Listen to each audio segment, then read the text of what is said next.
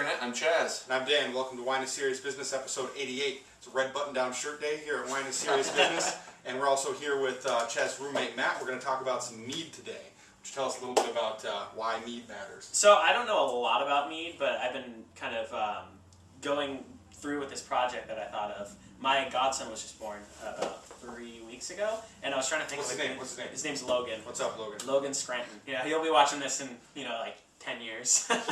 But anyway, so I had this idea where, like, I was trying to give him a good gift, and I thought that, maybe I like to make beer and stuff like that, and I was like, well, he's not old enough to drink, and so what if I make a drink for him that is going to be designed to be consumed when he's 21? And so I read about a lot about mead, and I heard that mead is really, really good to age, and sometimes they've aged him up to 30 years and had really good success. So I figured I'm gonna make a mead and give it to him on his first birthday, which he won't even know what it is. But then it'll be in a 3-liter bottle, and the idea is that when he turns 21, we can all drink it and get sauced together. So part of that, we're trying to educate his palate, learn a little bit about mead. Let's drink some mead. We're talking about that, like, that's honey wine. That'd be an interesting and unique show. Let's try it out. So what's the first one we're going to do today? The first one is a Honeyrun mead. So this is a dry mead. There's actually 3. So we're starting with the dry because we don't want to kill our palate with all the fruit flavors. So Ragnar's dry mead. Ragnar's dry mead. I believe this is from Montana. One of these is. It says no sulfites either. Yeah. Interesting. We can double check that on the bottle. And for those who don't know, it's honey wine. So instead of fruit for the sugar, honey's the source, and that's the source of a lot of the flavor. And it is the world's oldest fermented beverage, older than wine and beer. So nice. And you said it started in Africa? Was where Africa and Scandinavia. So there's 2 different kinds. Like mead is the just straight honey, but then there's tej, which is African, and they add this this root that's kind of like a bittering agent to it. So wow, what a wacky nose on it. Yeah, just smells like honey. Honey and like something dairy, like a little like lacto, like a little yogurty kind of. There we go. That's totally it. I was like milk, like no sour milk, no, but there you go. Yogurty is dead on. For me, it smells like on initial scent almost like an old attic or old barn, like right off the bat, like just a little stale, right? Yeah, a little like a staleness, like old air, And keep in mind, when none of us know anything about these, right? Yeah, so this is first time that I can remember having mead. Let's put it that way. Don't even know if they're good meads. Yeah. Very strange nose. Kind of dry on the palate. That yogurt flavor, I can't get that out of my mind, but I think it's there on the palate too. It's like yogurt with some honey on it. Yeah. And I like yogurt flavor taste honey. that. Yeah. It's almost got like a kind of like a buttery vanilla vibe, but I don't think it's oak or anything. It doesn't taste like, when you think of butter and oak, you think of like a Chardonnay, but it doesn't taste like that type of oak. It tastes like real butter or real vanilla. Yeah. Like, I can't say that I like this. Maybe a little bit of candied apple fruit. I'm not all over it either. We were discussing, like, going to score these, or we're going to not? I'm like, let's see how they taste. And this is one of the options we came up with. This is so far outside of my palate's box, I don't even know what to think. No score. I wouldn't buy this. A little hoochie. Yeah, I don't know. Just not for my palate at all. Yeah. Or maybe we'd have to warm up to it. Something like that. It's not hitting it right now. Right. Wine number 2. What do you got? So this is Hidden Legend. This one's from Montana. Oh yeah, sure enough. This is actually supposed to be a very good one. It's won many awards. Pure honey mead. And this is a little rinse action here. This is a semi-sweet. So the first one was a dry. Cool. This one's... As you know, Chaz and I are both partial to a little bit of sweetness in our beverages. Nothing wrong with that. But I think that's sort of what that was missing. A little bit of sweetness would have helped this wine out, I thought. I think so. It needed something. But there are a lot of sugar haters out there. You know who you are. You can hate all you want. What do they call it? The members of the anti-flavor elite. Well, that's the wine anti-flavor elite or whatever. Yeah. This is already totally different with that rinse already. Mm-hmm. Like it's a. Wow, this is cool. Yeah. Yeah, this is smelling good. And yeah, the rinse was already like wow, really floral. big time Yeah, floral. really big floral. time. So they must use of like a wildflower honey or something like that. It doesn't say it. Like honeysuckles. Oh, or that wouldn't something. surprise me at all. Yeah, I'm just like, and it's like a mix of them. I'm not Yeah. even getting like a distinct flower. You just like walk out and It's like a garden. Yeah. Yeah, that smells amazing. And Actually. it's Smells not like like a the big garden. roses and lilacs. It's not like this big fruity pungent nose or like some other really powerful tropical flowers. It's just like white clovers and Yeah, little violets in the lawn. Yeah. maybe even a little lavender, like a very Nice, slight. yeah, Totally. Yeah. You went out and Totally. you clip some herbs or something to cook with. You know, there's a little bit of like green characteristic to it too. Yeah. Like a delicious green. Earthy, kind of yeah. an earthy, foresty type. Yeah. Absolutely. I yeah. like this. This smells awesome. Yeah, this is cool. Wow, much better put Yeah. together. Damn. Balanced on the palate, clean, some good acidity, which I wonder if they add acid. They to do. that. That is, okay, yeah. One okay. thing I've been reading about is they do add acid to kind of round out the flavor of it because sometimes it can be a little too hoochie. That's there's also like Way to a describe biscuity cookie note when you drink it. Like just after you swallow, it's got this lingering like kind of cookie biscuit thing going on. I can see that. Man, their acidity addition is right in line with my palate. Good job. This guys. is a whole This This is like very balanced and delicious. Yeah. between the two, it's like a whole different realm. honey flavors are lingering. Mm-hmm.